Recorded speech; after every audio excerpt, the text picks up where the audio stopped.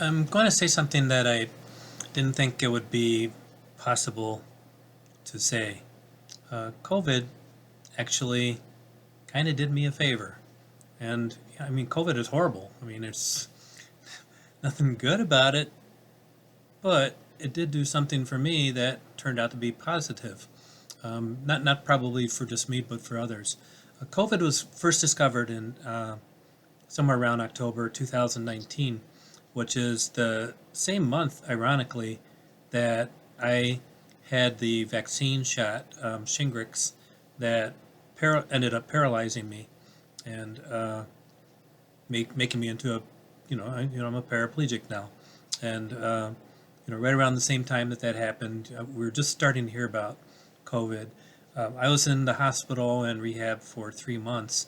And when I came out, in March of 2020, the pandemic was going on. It was big then. It only took a few months for that a big thing. And for me, COVID was very very dangerous because my lungs have also been affected by my transverse myelitis. It's affected a lot of my inner organs. So I was on a respirator for a while in the hospital because I couldn't breathe. And my doctor, my neurologist said um, I should not get a COVID vaccine. I should not get any more vaccines because of the way my body responded to it. So, being paralyzed with the first one, what would happen with the second one? Quadriplegia instead of paraplegia, or death. You don't know. But it's obvious that vaccines aren't in my future. So, it makes it dangerous for me to be around COVID, which, again, if I get COVID with my lung capacity, could make me very ill or probably or very likely kill me.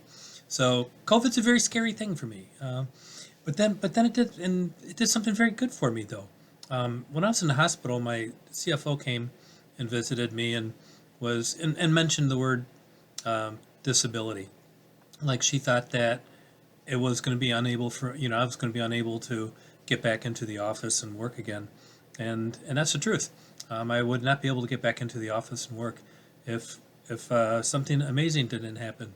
COVID, COVID made it so that people started working from home, and bosses and employers and owners and they started learning that their employees could still work from home. I mean, we're not at home just playing all day, watching TV, going shopping, and doing other stuff. We're doing our jobs. So it made it so that owners started trusting it. So we set up an office for me at home. People were doing it everywhere. Students were doing it for classes. People did it for court. Things like Zoom became regular. Zoom and other type meetings like that. And even better with a Zoom meeting, there were meetings that I would have to drive an hour to get to, and then I'd be in an hour and a half meeting, and then I would have an hour drive back to my office. I mean, we're in the Chicagoland area, so things got pretty stacked in traffic. And now I can have a Zoom meeting, no driving. It knocks out 2 hours, and that's 2 hours that I can do my job, without just driving around somewhere. So working from home now was an easy option. CFOs trusted it. Um, you have, and then working from home, other benefits to my employers were less social visits. Nobody, I don't have people come and visit me, but if I was sitting in my office at work, people were in my office all the time, or I'd be in their offices all the time, or I'd be walking around in the warehouse. Just things that would use time that would not necessarily get things done that I would need to do on a normal basis. So now being in a wheelchair and not going out, uh, I mean, I answer my phone probably better than most people in the company do.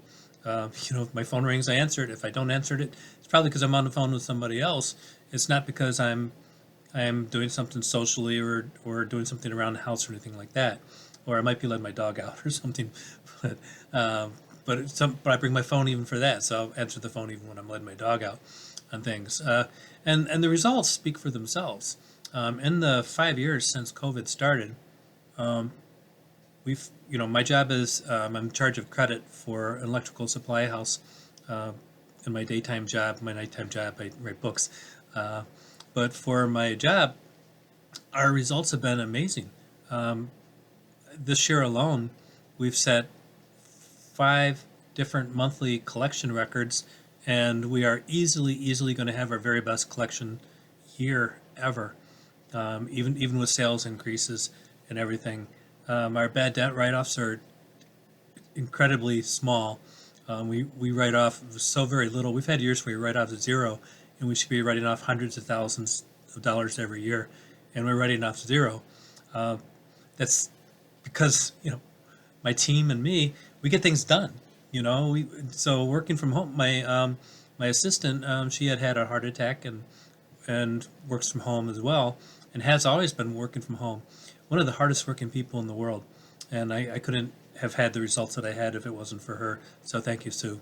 I hope she'll watch this and know that she knows how much I appreciate her. I tell her that all the time.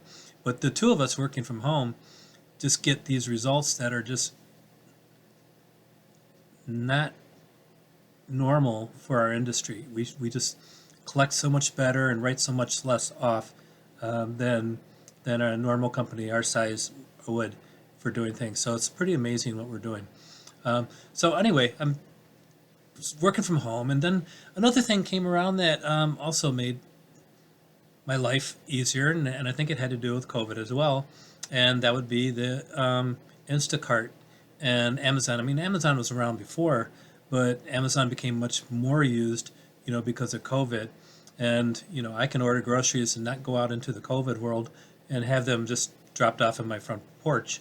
And yes, I have to worry about whether or not the person doing my grocery shopping, touches something, and maybe one of the bags, could have an infection, have a virus on it or something like that.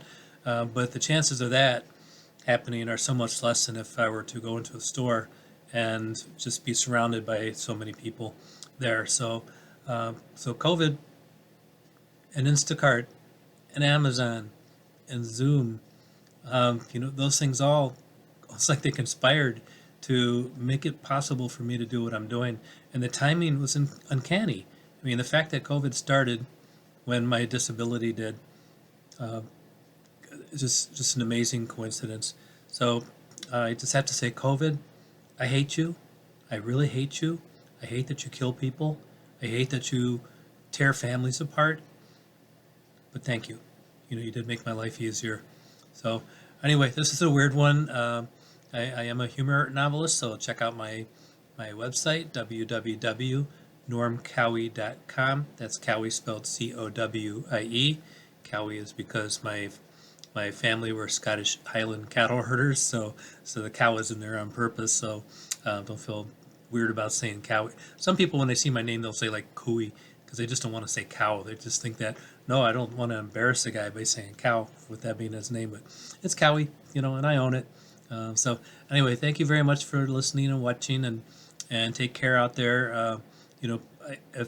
I hope COVID leaves you alone the same way it's left me alone. And I just hope that someday it goes away. Although it might never go away, it might become just like the flu forever. So we might always be running into COVID. So I hope not. I hope I'm wrong. So anyway, thank you again very much. Bye bye.